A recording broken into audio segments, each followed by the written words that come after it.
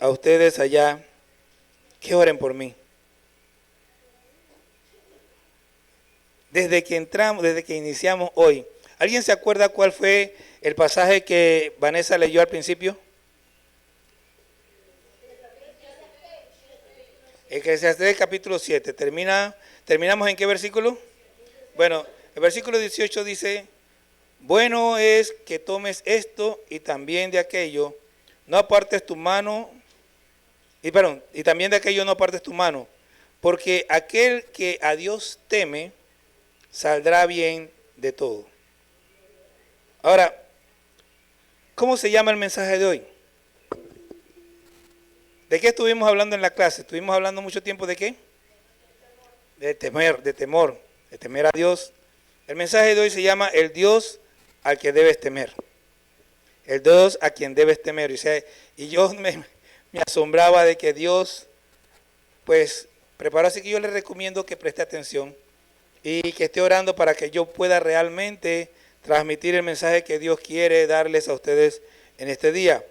Ahora subir en 1 Samuel capítulo 12. El primer libro de Samuel, en el capítulo 12, vamos a leer un versículo allí. Recuerde, estamos hablando de el Dios al que debes temer. Y cuando digo el Dios, no significa que haya otro Dios. Sabemos que hay un solo Dios. El Dios a quien debes temer. Primer libro de Samuel, capítulo 12, versículo 24.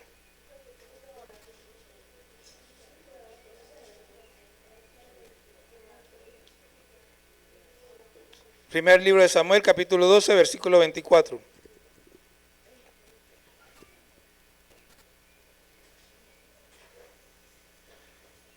¿Qué tal si se pone en pie y lo leemos todos juntos?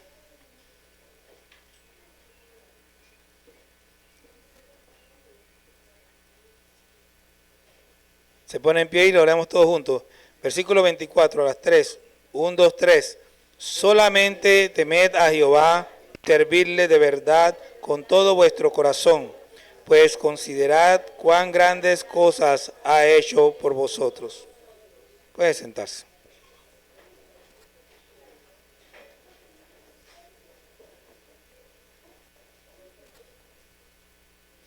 Hay dos palabras que parecen mucho, en realidad son sinónimos. Palabra temor y la palabra miedo son sinónimos, pero no lo son al 100%. Vamos a hablar del miedo. El diccionario de la Real Academia de la Lengua Española dice que el miedo es una angustia por un riesgo o daño real o imaginario. En pocas palabras, en ocasiones, el miedo es irracional. Según la página de internet significados.com, el miedo puede ser desencadenado por una idea desagradable, por razones imaginarias sin fundamento lógico racional. Por ejemplo, el miedo a los fantasmas, o puede ser también desencadenado por un riesgo real. Pero cuando hablamos de temor, en cambio, no está asociado a lo imaginario, sino a la probabilidad de que se pueda sufrir un daño o que se esté en peligro. Por ejemplo, lo que decía hace un rato, vivo en un barrio donde hay muchos robos y puedo tener el temor de que un ladrón entre a mi casa y robe. Eso es real, independientemente de que puede ser que no suceda nunca. Entonces, hay una razón para tener temor, no necesito razón para tener miedo. Hay mucha gente, sobre todo del sexo opuesto al mío, que le tienen miedo a las cucarachas y a los ratones. Pero son animalitos, oye, dice eso, dice que son mujeres flojas. Entonces, nosotros, el miedo muchas veces es irracional, no tiene sustento lógico. Ahora, cuando hablamos del temor a Dios, entran en juego dos variables que según significado.com, me gustó esa página, las llama temor filial, que es aquel según el cual se repudia el pecado porque se es consciente de que es una ofensa a Dios. Y la otra, temor servil, que es aquel según el cual se evita el pecado por miedo al castigo que éste conlleva. La Biblia da por válida ambas opciones, de modo que Mateo 10:28 nos dice que debemos temer a aquel, o sea, a Dios, que puede destruir el cuerpo y el alma en el infierno, promoviendo de alguna manera el temor a Dios por causa del castigo.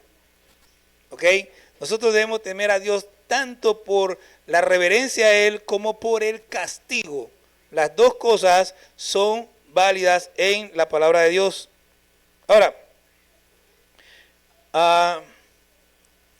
en referencia al temor filial, Proverbios 8:13 dice lo siguiente: el temor de Jehová es aborrecer el mal, la soberbia y la arrogancia, aborrecer el mal, la soberbia y la arrogancia, el mal camino y la boca perversa aborrezco, dice el proverbista.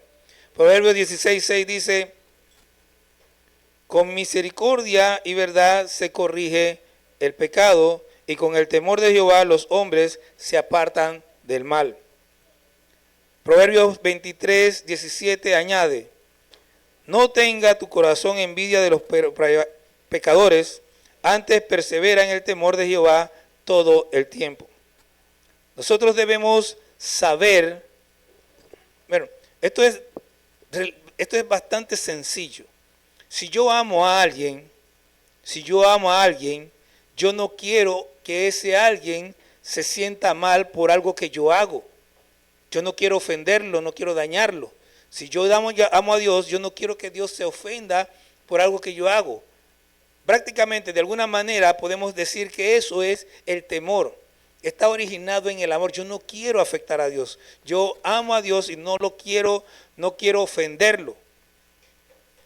Por eso es que dice que entendemos que el pecado es una ofensa a Dios. Si yo peco contra Sonibé, por ejemplo, no solamente estoy pecando contra ella, estoy pecando contra Dios. Todo pecado es una ofensa a Dios. Ahora, si hablamos del otro temor, el temor servil, que es por miedo del castigo, Mateo 10:28, que ya leímos, nos dice claramente que no debemos temer al que mata el cuerpo, sino que debemos temer aquel que puede destruir el cuerpo y el alma en el infierno. Y ese, yo quiero recalcarlo muchas veces, ese es Dios. El diablo no tiene poder de hacer nada de eso. Es Dios. Entonces, comprendiendo lo que es el temor a Dios, yo le pregunto, así, le voy a dar tiempo, voy a hacer silencio por un ratito, voy a hacerle varias preguntas así rapidito, pero yo quiero que usted así lo piense, no que me lo diga ni nada. Si la respuesta es no, usted pídale perdón a Dios. ¿Temes tú a Dios? Y si temes, ¿por qué le temes? ¿Estás consciente que el pecado es una ofensa a Dios? Porque si solo le temes a Dios por miedo al castigo, no tendrás la suficiente fuerza para alejarte del pecado. Ahora, la pregunta básica aquí es, ¿temes a Dios? ¿Realmente temes a Dios? Ya lo expliqué así de forma muy rápida lo que es el temor de Dios. ¿Realmente estás teniendo temor de Dios? Yo quiero presentarte al Dios a quien debes temer y algunas razones por las cuales debes temer a Dios. Yo nada más voy a darle 3 razones de un montón que podemos sacar, pero voy a darle 3 razones y las voy a encuadrar dentro de cada razón dentro de un pasaje bíblico, de un versículo bíblico. Primero, tú y yo y todos nosotros debemos tener temor al Dios de Génesis 1:1. ¿Quién es el Dios de Génesis 1:1? Dios de Génesis 1:1 es el creador de todas las cosas. Y todo lo hizo con el poder de su palabra. Yo quiero que usted comprenda. Primero, Dios me lleva a comprender que todopoderoso no significa simplemente que Dios lo pueda hacer todo, sino que para Dios es fácil hacerlo todo. Pero cuando yo entiendo que para Dios es fácil hacerlo todo, Dios me dice, todavía no entiendes. Y Dios me lleva a Génesis capítulo 1 y me muestra. En el principio creó Dios los cielos y la tierra. Y dijo Dios, sea la luz, y fue la luz. Para yo poder hacer luz, tengo que primero comprar un bombillo en la tienda. Ya eso requiere un montón de esfuerzo. Pero Dios solamente dijo, sea la luz, y fue la luz. Dios abrió su boca y dijo, sepárense las aguas de las aguas. Imagínense la tierra totalmente llena de agua. Y que usted quiera, vamos a decir que usted está en el espacio y usted quiere separar el montón de agua de la tierra para que la tierra quede seca, pueda verse. Y usted quiere separar ese montón de agua. Dios nada más dijo sepárese y se separó. Pero no solamente eso, cuando dice salga lo seco, mire, cuando Él dijo sepárese las aguas de las aguas, la tierra todavía estaba cubierta de agua. Entonces dice sepárense las aguas. Hay un versículo, creo que está en Job, que dice que Él puso límite al mar. ¿Qué hizo Dios? Juntó el agua en un solo lugar, de modo que lo que estaba seco se pudiera ver. Y solo lo hizo con abrir su boca. Produzca la tierra. Mire, usted tiene que agarrar, abrir huecos. Es más, en algunos casos tiene que agarrar la semilla, ponerla a secar y luego sembrarla y esperar un montón de tiempo. Dios dijo, produzca, y produjo. Pero Josué dijo, deténgase el sol y deténgase la luna, y se detuvo. Pero el que la detuvo fue Dios.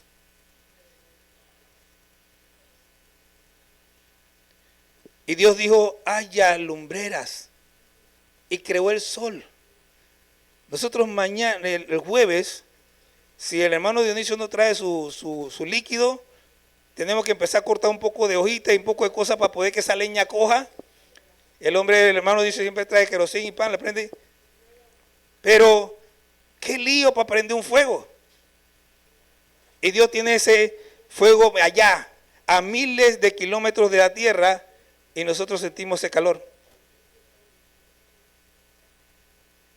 Produzca, mire, por más que usted quiera, haga lo que usted quiera, usted no va a hacer jamás que el agua produzca peces, ni que produzca aves. No va a hacer que la tierra produzca animales. Dios dijo y se hizo. Y nosotros no tenemos miedo de ese Dios. Mire, dice la Biblia, Hebreos 11:3, por la fe entendemos haber sido constituido el universo por la palabra de Dios, de modo que lo que se ve fue hecho de lo que no se veía. Cuando hablan del Big Bang, a mí me sorprende escuchar a científicos tan, entre comillas, inteligentes y tan estudiados, y que se salen con esa tontería de que hubo una explosión, pero para que haya una explosión tiene que haber algo que produzca esa explosión. En el vacío no hay explosiones. Usted meta todo lo que usted quiera en el vacío, usted trate de explotarlo, no va a explotar, porque para que haya una explosión tiene que haber oxígeno. Entonces eso es una tontería de que de repente hubo una explosión. ¿Y si quién produjo esa explosión? Fue Dios. Dios dijo, haya, y hubo. Yo no sé si usted se está dando cuenta de la magnitud, de la grandeza de este Dios. ¿Y por qué usted debe tener temor de Él? Mire, segunda de Pedro 3:5, estos ignoran voluntariamente, y que usted no sea como ellos, que en el tiempo antiguo, Mire, dice que voluntariamente en el tiempo antiguo fueron hechos por la palabra de Dios los cielos y la tierra que provienen del agua y que por el agua subsiste. Ellos ignoran voluntariamente. Todo este poco de científicos, que por cierto ya no son muchos, la comunidad científica ya entiende que Dios lo hizo. Ahora, algunos no creen en Jehová, pero saben que hay un Dios. Pero los que dicen que no, lo hacen porque quieren. Voluntariamente lo ignoran. Entonces, no sea usted como ellos. Dese cuenta que Dios es real. Dios lo creó todo. Y lo creó a usted y me creó a mí. Pero no solamente lo creó. Mire lo que dice Hebreos 1:3. El cual siendo el resplandor de su gloria y la imagen misma de su sustancia, y quien sustenta todas las cosas con la palabra de su poder, habiendo ejecutado la purificación de nuestros pecados por medio de sí mismo, se sentó a la diestra de la majestad en las alturas. Mire, está hablando de Jesús. Dice que Jesús sustenta todas las cosas. ¿Qué significa eso? Bueno, significa que el sol no se está chocando con la tierra porque Dios lo sustenta con su palabra. Significa que los árboles todavía crecen porque Él lo sustenta con su palabra. Significa que todo ese asunto del cambio climático y que el hombre tiene la culpa es una tontería. El hombre no puede acabar con la tierra de Dios porque es la tierra de Dios. Él la sostiene. Ahora, eso no quiere decir que podemos echar basura en los ríos. No, nosotros debemos mantener el planeta limpio. Pero eso de que el hombre está destruyendo la tierra, ¿qué va? Lea la Biblia. Dios la va a destruir cuando Él lo tiene programado para hacerlo. Pero nosotros no podemos hacer eso. El cambio climático es natural y es normal. La tierra ha estado cambiando en clima durante toda su existencia. Desde que Adán pecó, existe el cambio climático. No tiene nada que ver con las emisiones de carbono. Nada. Ay, ¿cómo usted sabe? Porque la Biblia lo dice. ¿Usted quiere creerle a los científicos, a esta gente? Créales, ese es su asunto. Yo no les creo. Segunda de Pedro 3:7. Pero los cielos y la tierra que existen ahora están reservados por la misma palabra. Mire, présteme atención para que no esté creyendo en lo que dice la gente por ahí. Pero los cielos y la tierra que existen ahora están reservados por la misma palabra, guardados para el fuego en el día del juicio y de la perdición de los hombres impíos. ¿Cuándo se va a destruir la tierra? Cuando el Señor la destruya por causa de los impíos. La palabra de Dios preserva la tierra. Y mientras nosotros estemos compartiendo la palabra de Dios, la tierra no será destruida. El hombre no tiene ese poder, pero de nuevo insisto, nosotros debemos ser ejemplo. Ya hay un montón de gente aquí que no estaba al principio, pero los del principio recordarán cuando les decía, no estén tirando basura por las ventanas de los buses. Si usted tiene una basura, llévesela hasta la terminal y bótela en la terminal. O llega cuando viene a su casa. Y bueno, aquí siempre tengo que contar lo que me dijo una joven por ahí, que un día me dice que por la culpa del pastor Iván tengo mi cartera llena de basura. Yo dije, ¿por qué mi culpa? Porque usted dice que no la boté, pero yo te dije que la botaras en tu casa. ¿Qué haces eso en tu cartera? La guardaba en la cartera y no llegaba a la casa a botarla, entonces eso ya no es culpa mía. Hermanos, nosotros no podemos, o sea, nadie puede verlo a usted tirando basura por la ventana, ni tirando basura en la calle. Sea cristiano. De ejemplo. En todo caso, puede verlo recogiendo la basura de otro, pero no tirando usted su basura ahí. Y que yo no lo vea, porque lo dejen feo. Mire, a este Dios, y por cierto, no hay otro, usted debe temerle. Porque así como creó todo, y así como lo sostiene todo, así mismo puede destruirlo todo, lo cual incluye a ti y a mí. Déjeme volverle a leer 2 de Pedro 3:7. Pero los cielos y la tierra que existen ahora están reservados por la misma palabra, guardados para el fuego en el día del juicio y de la perdición de los hombres impíos. Hay un momento para eso. Apocalipsis 20:15 dice, y el que no se halló inscrito en el libro de la vida fue lanzado al lago de fuego. Viene un día para el juicio y ese día todos los que no han creído en Jesús, todos los que no han seguido el camino de Dios, todos ellos van a ir al lago de fuego. Casualmente de eso estoy hablando en este momento, allá en el instituto. Y hay un asunto ahí de que si en el juicio del trono blanco va a haber alguien que se va a salvar. Bueno, dice, el que no se halló inscrito en el libro de la vida, pero es muy posible que no haya ninguno inscrito ahí en ese momento.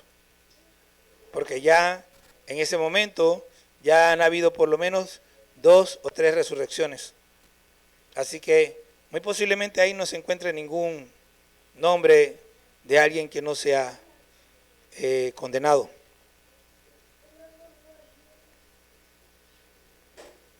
Debemos temer al Dios que creó todas las cosas y al Dios que sostiene todas las cosas. Segundo, debes temer al Dios de Marcos 12, 29 al 32. Si quieren pueden buscarlo porque voy a hablar un ratito de ahí. Marcos 12, 29 al 32. Mire, déjeme reforzar esta enseñanza. El primer mandamiento de los 10 mandamientos es: yo soy Jehová tu Dios que te saqué de la tierra de Egipto, no tendrás dioses ajenos delante de mí. Yo creo que el 99% de las personas de este planeta no se saben ese mandamiento. ¿Por qué? Porque quienes le enseñan el mandamiento de la religión. El mandamiento de la religión dice, amarás a Dios sobre todas las cosas, pero ese no es el mandamiento de Dios, no está en la Biblia ni en ninguna parte, solamente en la religión. Ahora, el primer mandamiento de toda la Escritura, el principal, según palabras del mismo Jesús, es: oye Israel, el Señor nuestro Dios, el Señor uno es, y amarás al Señor tu Dios con todo tu corazón, con toda tu alma, con toda tu mente y con todas tus fuerzas. Eso es lo que encontramos en Marcos capítulo 12, versículos 29 y 30. En el 31 dice que el segundo es semejante, similar o parecido. Amarás a tu prójimo como a ti mismo. Y en el 32, la persona que le preguntó a Jesús cuál era el principal mandamiento de toda la ley, dice, bien has dicho, le dice esta persona a el Señor Jesús. Porque, y aquí quiero hacer énfasis en una expresión específica de este hombre que me parece muy interesante. Él dice, bien, maestro, ¿verdad has dicho? Que uno es Dios y no hay otro fuera de él. Y amarle con todo el corazón, con todo el entendimiento, con toda el alma y con todas las fuerzas, y amar al prójimo como a uno mismo es más que todos los holocaustos y sacrificios. Mire, dice que debemos amar a Dios con todo el entendimiento. Por eso insistimos una y otra vez, usted debe esforzarse por estudiar la Biblia. Porque sin la Biblia usted jamás va a poder entender quién es Dios. No lo va a hacer, no lo puede hacer, nadie lo puede hacer sin la palabra de Dios. Entonces, pero dice que debemos amar a Dios. El Dios de Marcos 12, 29 debe ser temido porque es uno y es único. ¿Ok? Déjeme explicarle esto. Dios es uno y es único. Cuando uno se va al original allá en Deuteronomio, La expresión en el original es Shema Israel Jehová Elohim Elohenu Jehová Ejad. Lo que quiere decir es, oye Israel, Jehová, nuestro Dios, y esa palabra Dios es un plural, Jehová uno es. O sea, usted ve en el contraste, una palabra en plural dice que es uno, porque Dios, siendo tres, es uno solo. Pero aparte de eso, no hay ningún Dios fuera de él. Por eso es que es único. Entonces,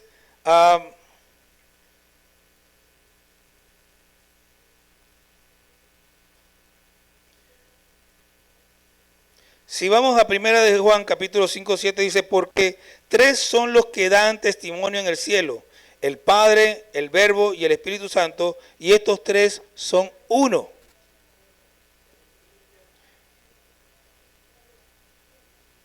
Isaías 44, 8 dice, no temáis ni os amedrentéis, ¿no te lo hice oír desde la antigüedad y te lo dije? Luego, vosotros sois mis testigos. No hay Dios sino yo. No hay fuerte, no conozco ninguno. Y a mí este versículo siempre me da risa. Porque, por ejemplo, yo puedo decir, no hay ningún pastor sino yo.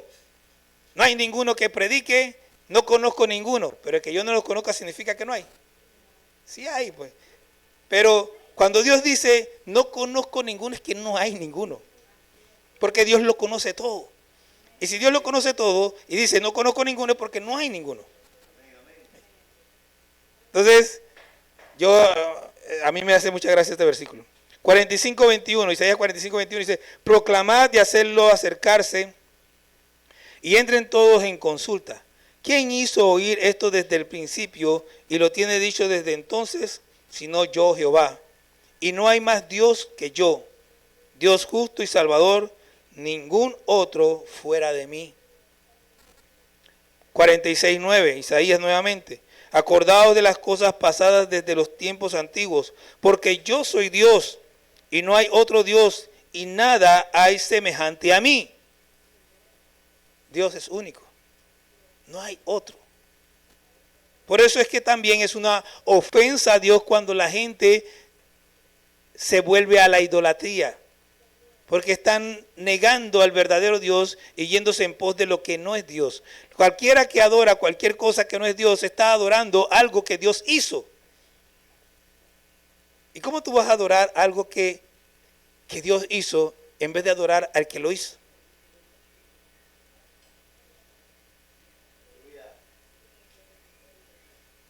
No tiene ningún sentido. Dios, el Dios de Marcos 12, 29 al 33 más bien, merece ser temido porque Él nos amó. Usted puede decir, yo amo a Dios, pero ¿sabe qué? La Biblia dice que Él nos amó primero.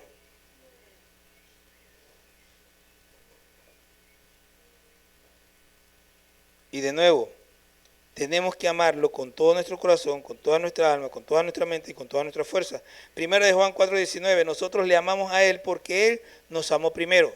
¿Cómo nos amó? Mire, ¿cómo es que Dios me amó? Bueno, lo primero que te puedo decir de cómo Dios te amó es que te creó. Si no te hubiera amado, no te crea, pero te creó.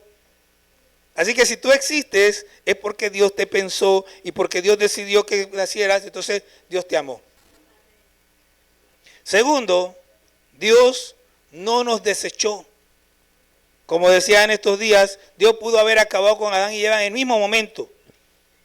Todavía no había Eva tomado la manzana cuando Dios ya la había fulminado, pero Dios no lo hizo. La fruta, perdón, esta es la tradición de la gente, ¿no? Cualquiera se le muere un padrino. La fruta, pues la fruta, no hagan escándalo por eso, me equivoqué, pues. A Celi no se le escapa nada. Sí, gracias, Eva. Dile a tu mamá ahí, por favor, dile a tu mamá. Me equivoqué. La fruta, pues, la fruta. Era para ver si estaban despiertos. Esa es la única. La fruta es cuando todavía no había tomado la fruta cuando ya Dios lo hubiera fulminado, pero Dios no lo hizo. Dios no te desechó. Cuando yo andaba por ahí haciendo lo que me daba la gana, que había rechazado a Dios porque fui enseñado desde niño y me fui al mundo, Dios no me desechó. Y Dios no te desechó porque estás aquí. Dios te amó. ¿Por qué? Porque vino. Cristo se despojó a sí mismo, dice, dejó su posición allá y vino y se hizo hombre por ti. Vino a buscarte, dice, yo he venido a buscar y a salvar lo que se había perdido. ¿Cómo te amó? Vino a buscarte. Vino a buscarte. ¿Qué más quieres? ¿Quieres más? Bueno, se sacrificó por ti. Dejó que lo apalearan. ¿Usted sabía que lo apalearon? ¿Usted sabía que le arrancaron la barra así? ¿Sabían eso? ¿No sabían? ¿Sabieron que, bueno, todo el mundo sabe lo de la corona de espinas y de los látigos, eso todo el mundo lo sabe? Pero agarraron una vara así sobre la cabeza donde tiene y ¡pac! Le dieron. Ahí está en la Biblia, léalo. ¿Y saben que lo escupieron? Ahora le voy a decir algo que usted no se ha dado cuenta. A Jesucristo lo arrestaron más o menos por ahí, por las 12 a medianoche. ¿Ok? Y desde la medianoche más o menos que lo arrestaron hasta las 9 de la mañana, estuvieron haciéndole todo lo que yo les dije. Y producto de todo eso que yo les dije, él estuvo todo ese tiempo derramando sangre. O sea, nosotros vamos allá a la cruz y vemos la sangre en la cruz, pero él estaba derramando sangre. Ahora, si a cualquiera de nosotros nos cortamos aquí y pasamos media hora sangrando, quedamos de que, ay, no me puedo parar, ay, estoy débil porque no tengo sangre. Pero Jesús derramó sangre desde casi la medianoche. Vamos a poner que todo empezó a las 3 de la mañana. Pues desde las 3 de la mañana hasta las 9 de la mañana estaba derramando sangre. ¿Y sabes qué hicieron? Le pusieron a cargar un tuco que pesa más que yo. Y él iba cargando la cruz. Y claro, en esa debilidad cualquiera se desmaya, cualquiera se cae. Así que pusieron a otro para que lo ayudara a cargar la cruz. Pero cuando él llega a la cruz, ya él había derramado bastante sangre. Y lo crucifican. Y cuando ya van a cortarle la herida, vienen y lo atraviesan con una lanza. Y salió. Y se dieron cuenta que estaba muerto. Pero yo quiero llamarle la atención a lo que pasa unos minutos antes. Porque unos minutos antes de que lo atravesaran con esa lanza, dice la Biblia que él clamó a gran voz. ¿Cómo? Una persona que derrama una fracción de la sangre que derramó Cristo ya no puede ni hablar. Pero Cristo en la cruz, habiendo desangrado, lo primero que dijo es, Padre, perdónalos porque no saben lo que hacen. O sea, lo maltratamos, lo fustigamos, lo matamos y Él nos está perdonando. ¿Cómo que cómo me amó? Y así, todo golpeado, llega hasta el final. Y al final, cuando no tiene ni una gota de sangre, dice la Biblia que clamó a gran voz y dijo, Padre, en tus manos encomiendo mi espíritu. Yo no quiero gritar, pero él lo gritó. ¿Cómo? ¿Que no sabes cómo te amó? Resucitó por ti al tercer día.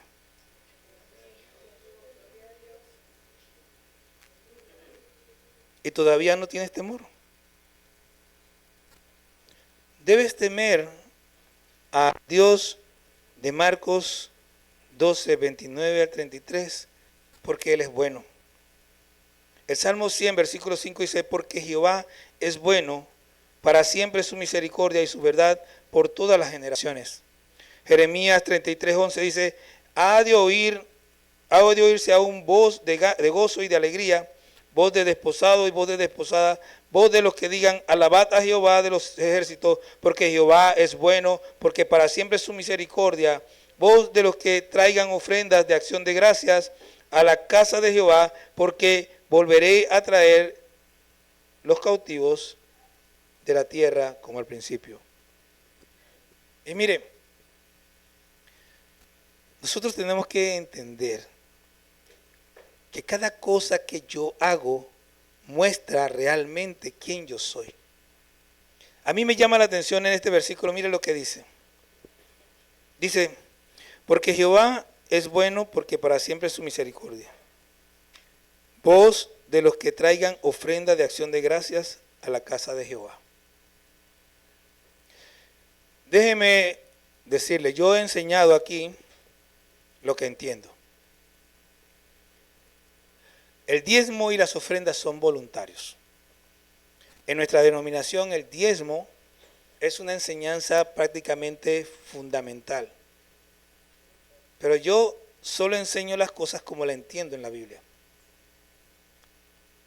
Ahora, aquí, aún antes de que yo llegara, había gente y hay gente que no diezma y que apenas ofrendan.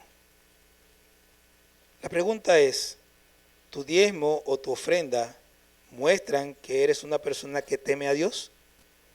¿O eres una persona religiosa que lo hace porque bueno?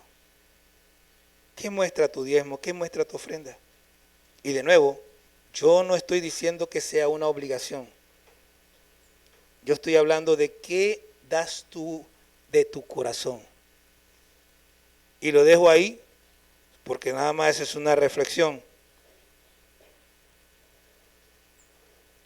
Nahum 1:7, Jehová es bueno, fortaleza en el día de la angustia y conoce a los que en él confían. ¿Confías en Dios? ¿Confías en Dios? Porque aunque tú me digas que sí o me digas que no, Dios lo sabe. Dios sabe si tú confías en verdad en Él o no confías en Él. Y todas estas expresiones son expresiones que hablan del temor a Dios. Si yo temo a Dios, yo confío en Dios. Yo le creo a Dios. Si yo temo a Dios, yo hago lo que agrada a Dios.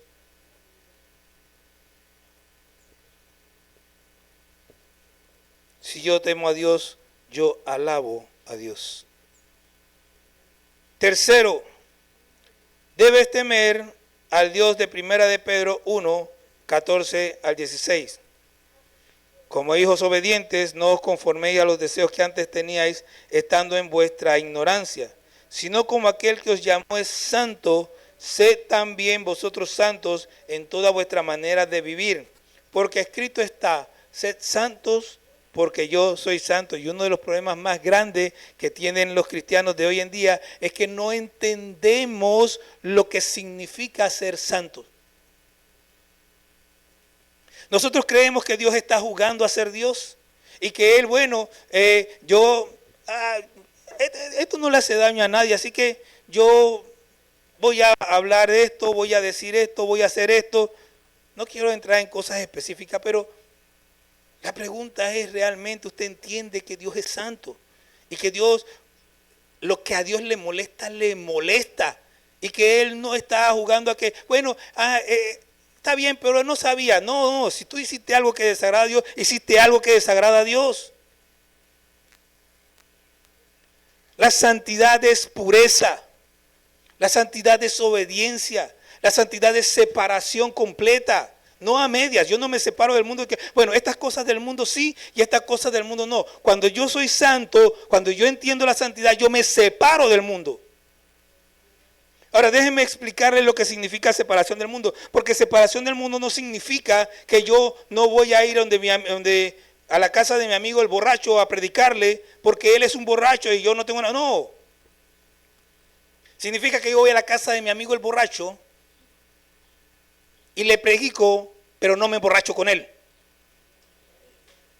Yo voy a la casa de mi amigo el mentiroso y cuando mi amigo el mentiroso me dice, mira, ayúdame en esto, porque si yo no miento con él, yo no me enredo en las cosas que hace el mundo. Yo no ando jugando con que, esto no es tan malo, Ya desde que dijiste que no es tan malo, significa que es malo. Se acabó. Dios es santo, es puro. Déjeme explicarlo como decía en estos días. Usted puede tener una sábana del tamaño de esto. Todo esto es una sábana blanca, blanca, totalmente blanca. Ahora, usted ha visto que el lápiz, los lápices estos de punta de carbón, cuando usted toca así, a veces no se ve lo que marcó, ¿verdad?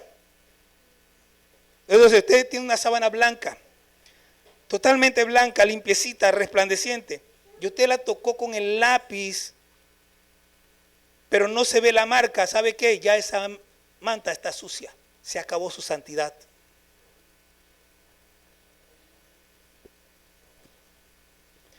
Ese es el nivel de santidad de Dios. Y claro, nosotros no podemos llegar a ese nivel. Pero ¿qué pasa? Algunos dicen, bueno, lo que pasa es que yo no soy Dios y no puedo llegar a ese nivel, pero es que ni siquiera lo intentas. Ni siquiera tratas un poquito de ser santo. Hey, no améis el mundo ni las cosas que están en el mundo.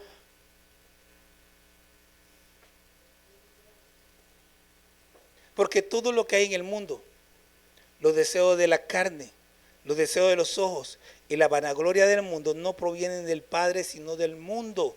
Y el mundo pasa y sus deseos, pero el que hace la voluntad de Dios permanece para siempre. Tenemos que dejar de estar negociando con el mundo y con Dios. No se puede. O estás con Dios o estás con el mundo. Sed santos porque yo soy santo. Oye, me salté un versículo importante. Espérese un momentito. Espérese un momentito. Que esto es Primera de Pedro. Pedrito, ¿dónde está Pedrito? Capítulo 1. Ajá.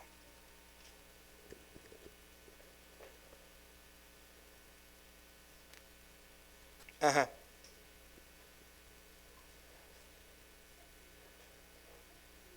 Justo, me quedé uno en el versículo 15. Sino como aquel que os llamó es santo, sed también vosotros santos en toda vuestra manera de vivir. En toda, no en una parte y la otra no, en toda vuestra manera de vivir. Dios nos llama a vivir en santidad. Hebreos 14 dice, procurad la paz y la santidad sin la cual nadie verá al Señor. Hebreos 12:14, perdón. Nosotros tenemos que saber, en Dios no hay injusticia. O sea, usted debe temer al Dios de Primera de Pedro, porque en Dios no hay injusticia. El Salmo 92:15 dice, porque para anunciar que Jehová, para anunciar que Jehová mi fortaleza es recto y que en él no hay injusticia. Este versículo lo extraje, pero realmente él está hablando de que los ancianos en Cristo, en Dios, aún en la vejez estarán vigorosos y fuertes. ¿Para qué? Para anunciar que Jehová nuestro Dios no hay injusticia. Juan 7:18. El que habla por su propia cuenta, su propia gloria busca. Pero el que busca la gloria del que le envió, este es verdadero y no hay en él injusticia. Esto es una referencia a Jesucristo. Él mismo está diciendo. Creo que es Juan que está diciendo esto. Segunda de Crónicas 19:7. Sea pues con vosotros el temor de Jehová, mirad lo que hacéis, porque con Jehová nuestro Dios no hay injusticia, ni acepción de personas, ni admisión de cohecho.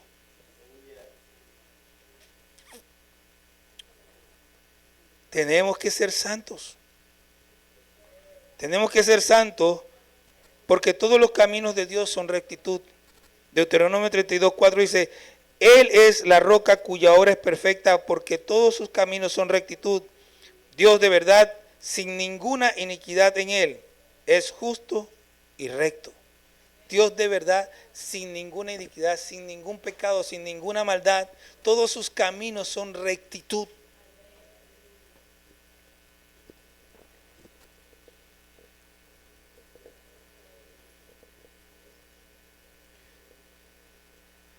porque a Dios le agrada la rectitud. Primera de Crónicas 29, 17.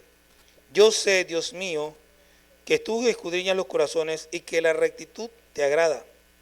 Por eso yo con rectitud de mi corazón voluntariamente te he ofrecido todo esto, y ahora me visto con alegría que tu pueblo reunido aquí ahora ha dado para ti espontáneamente. Este era el rey David cuando estaba preparando todo para que Salomón pudiera construir el templo de Dios. Salmo 37, 28. Porque Jehová ama la rectitud y no desampara a sus santos. Para siempre serán guardados. Mire qué promesa tan hermosa. Él ama la rectitud y no desampara a sus santos. ¿Quiénes son sus santos? Los que aman la rectitud igual que Él.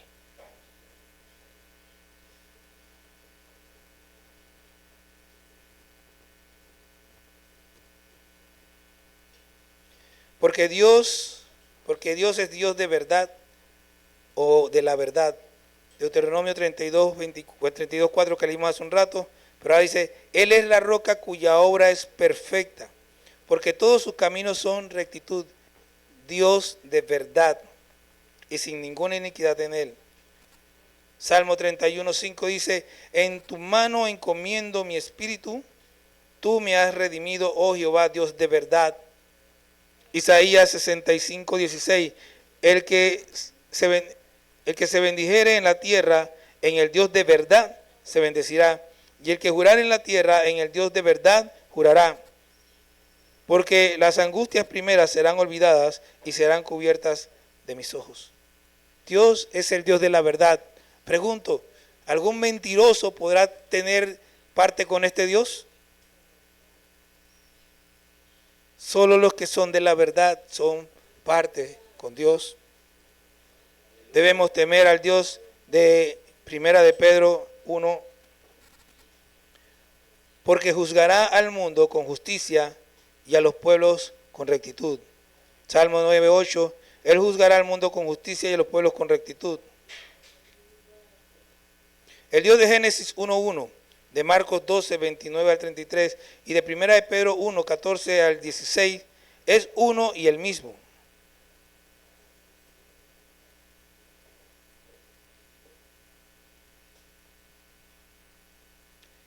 Aunque no entré mucho en ese asunto hoy, si tú quieres que te vaya bien, teme a Dios. Témele porque es Dios. Es el que creó todas las cosas, incluyéndote a ti mismo. Es el que sostiene todas las cosas porque en Él tú estás vivo por Él hoy y ahora. Y es Él que en algún momento en el futuro destruirá todas las cosas menos a los que le temen. Témele porque Él te ama, pero no porque tenga que amarte. Él no te debe nada. Él no nació de ti. No le has dado nada ni puedes darle nada. No has hecho nada por Él y nada puedes hacer por Él que motive que te ame. Dios te amó y te ama solo porque quiere amarte. Ámale tú también a Él. Témele porque es Dios santo, porque su santidad es tal que no tolera de ningún modo el pecado y que aun siendo un Dios santo y precisamente por ser un Dios santo, proveyó el medio para santificarnos de manera que podamos acercarnos a Él. Él fue el que dio a Cristo. Él fue el que se dio, el que proveyó el camino para que nosotros pudiéramos ser santificados en Cristo y poder acercarnos a Él. Témele porque puede destruir tu cuerpo y tu alma en el infierno, pero témele aún más porque es Dios y que ese temor a Dios te impulse a repudiar el pecado porque a Él le ofende.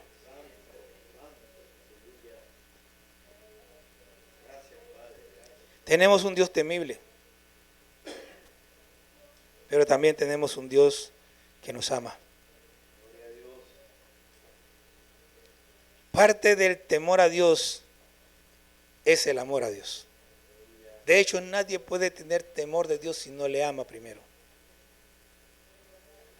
Pero no puede ser un amor emocional. Porque nuestras emociones son como una montaña rusa. Hoy están arriba y mañana están abajo. Si el amor de Job hubiera sido un amor emocional, se hubiera quejado cuando perdió todo lo que perdió, pero el amor de Job no era un amor emocional, era un amor real, fundamentado en el entendimiento y conocimiento de que había un Dios que es real. Entonces, te recomiendo, te animo a que evalúes tu condición actual. Piensa si estás temiendo a Dios, si estás amando a Dios como debe ser amado. Y corrige tu camino. Dios está llamando y está buscando. Y si tú quieres, este es tu momento de corregir tu camino. Este es el momento de decirle a Dios, Señor, perdóname porque hasta ahora ni siquiera había entendido que no te temía.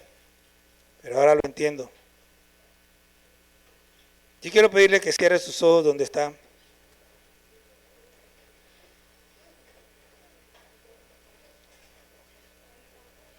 Cierre sus ojos.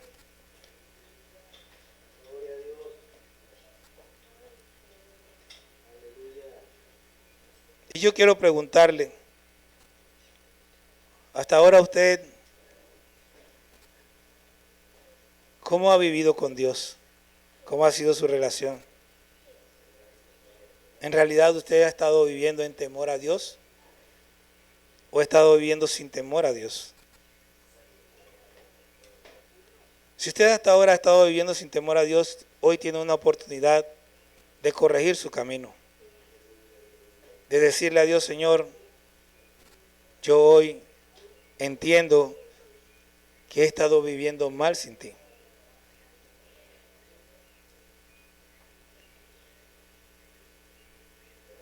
Si usted nunca ha hecho una oración pidiéndole perdón a Dios, yo quiero animarle que hoy lo haga. Si usted ya le pidió perdón a Dios, si usted ya aceptó a Cristo como Señor y Salvador de su vida, pero aún así ha estado viviendo sin temor a Dios, es un buen momento para decirle, Señor, me arrepiento. Si usted entiende que le va a ser difícil corregir su camino, también es buen momento para decirle, Señor, necesito tu ayuda. Necesito que me ayudes.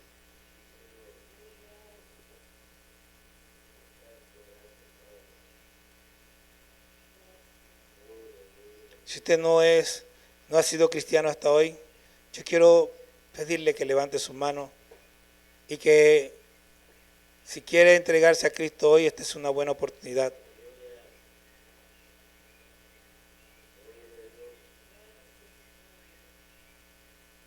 Yo le animo a que usted haga un compromiso hoy de buscar a Dios con todo su corazón,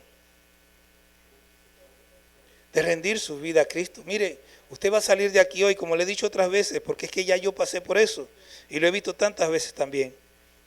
Y quizás usted hoy se sienta como que, wow, de verdad, esto es verdad, no sé qué, pero cuando usted sale allá a la calle, se le olvida. Cuando empieza a enfrentar los problemas,